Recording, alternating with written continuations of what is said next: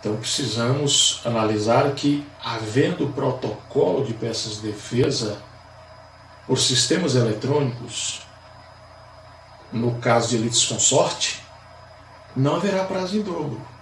E da mesma forma, quando for apenas 2 litisconsortes, um deles, ajuizando a peça de defesa, não haverá prazo em dobro. Nós estamos num mundo eletrônico, relações digitais, virtuais, e a maioria dos processos estão sendo protocolizados nessa perspectiva. Mas os processos e as peças de defesa, que é o nosso mote de discussão nesse momento, podem ser ainda protocolizadas por correio, com a R. Se a parte teve dificuldade de ir até o protocolo ou de acessar um sistema eletrônico, ele ainda pode fazer esse protocolo por meio de correio e depois anexar a peça, confirmar e ratificar essa peça judicialmente. Nós também temos a possibilidade do envio dessa peça por facsímile. E depois a parte apresenta em juiz também ratificando, instruindo, formalizando as peças depois de ter assegurado o seu direito de defesa dentro do prazo estipulado.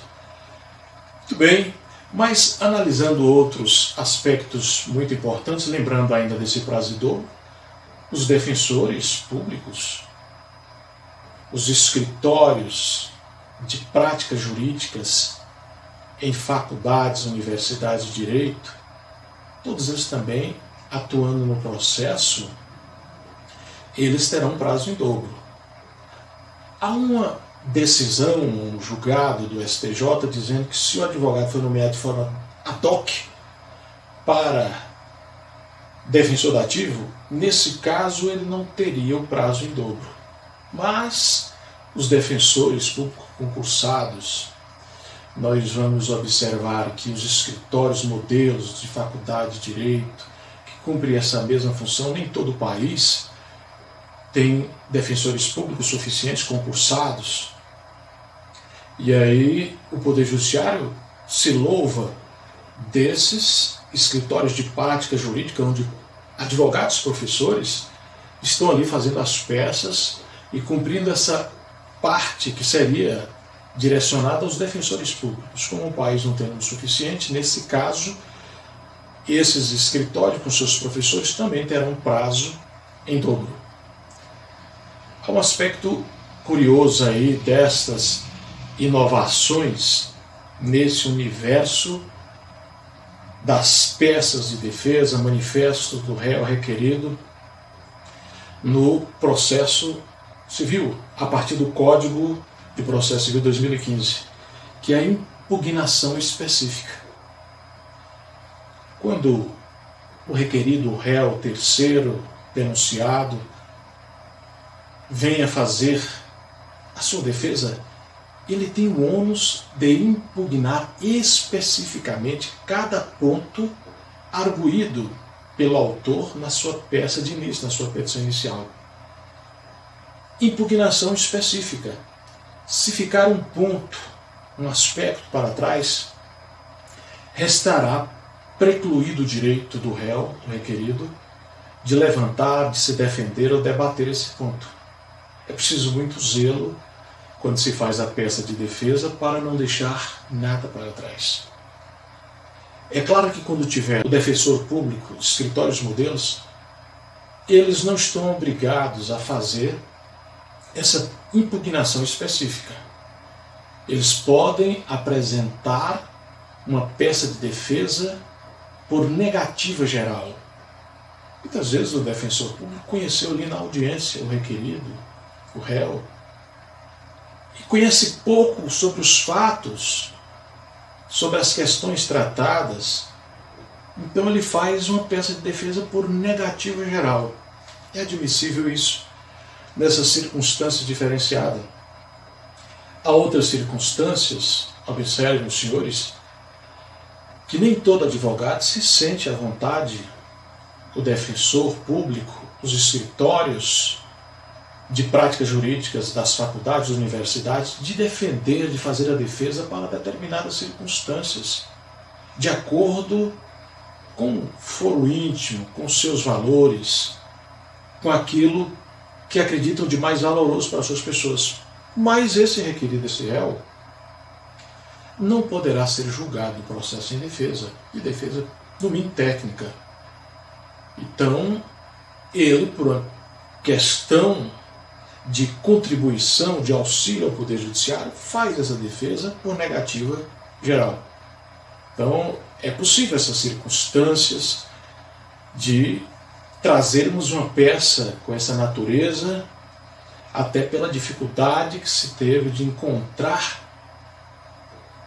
há mais tempo com o réu, com o requerido, só se encontrou ali em sede de audiência, ou os fatos envolvendo os processos contrariam os preceitos, os valores do advogado que foi nomeado ou que está assistindo ele ali numa circunstância atípica, e por isso vai se utilizar desse tipo de situação chamada defesa por negativa geral. Salientamos aqui que a peça de defesa, hoje, que está concentrada, o novo Código de Processo Civil trouxe esse princípio de concentração das defesas. No processo de conhecimento, nós teremos a contestação, que virá junto com a reconvenção e com a exceção. Houve essa concentração. A reconvenção era oferecida em peça apartada, a exceção também em peça apartada. As exceções hoje virão como preliminares arguídas na contestação. A preliminar de nulidade relativa absoluta, de incompetência, de impedimentos, suspeições devem ser levantadas como preliminares no bojo, na peça de contestação.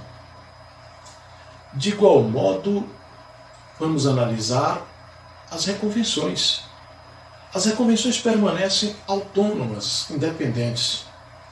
Se não houver, por exemplo, uma peça de contestação no processo de conhecimento, pode-se articular de forma autônoma ou independente a reconvenção. Mas nós precisamos observar que há uma diferença sutil de reconvenção para pedido contrapostos. Nós vamos citar, à guisa de ilustração, algumas ações que têm caráter dúplice. As ações possessórias, manutenção, reintegração de posse, interdito proibitório, elas têm esse caráter dúplice. E de igual modo nós temos as ações de despejo, onde a defesa poderá trazer um pedido contraposto. Ele produzirá o mesmo efeito da reconvenção, que é contrapor os argumentos apresentados pelo autor de sua peça, usando das suas próprias bases de argumentos apresentados, das suas articulações fáticas e jurídicas. É o contra-ataque. É contra-atacar o autor usando a base e a estrutura dos seus próprios argumentos fáticos e jurídicos. Mas nós vamos observar que temos ainda esses pedidos contrapostos lá nos juizados especiais cíveis regidos pela Lei 9.099/95. Lá nós vamos ter reconvenção também. Lá será pedidos contrapostos. Na peça de defesa, e tem mais esse aspecto, a peça de defesa lá pode se dar de forma oral. Lá temos os princípios da informalidade, celeridade, economia processual, oralidade. Então, às vezes, a pessoa que quer se defender vai fazer a sustentação oral e lá vai ter uma secretária que vai registrar, ou na ata de audiência, onde quer que seja, a sustentação oral. Lá é possível, portanto, formalizar a sua defesa de forma oral e não redigi-la numa peça para ser protocolizada. Lá ainda temos também outro aspecto curioso, é que nas causas de até 20 salários mínimos dispensa a figura do advogado. É optativa. Você até pode ter a presença do advogado numa ação de até 20 salários mínimos que tramita nos juizados especiais cíveis.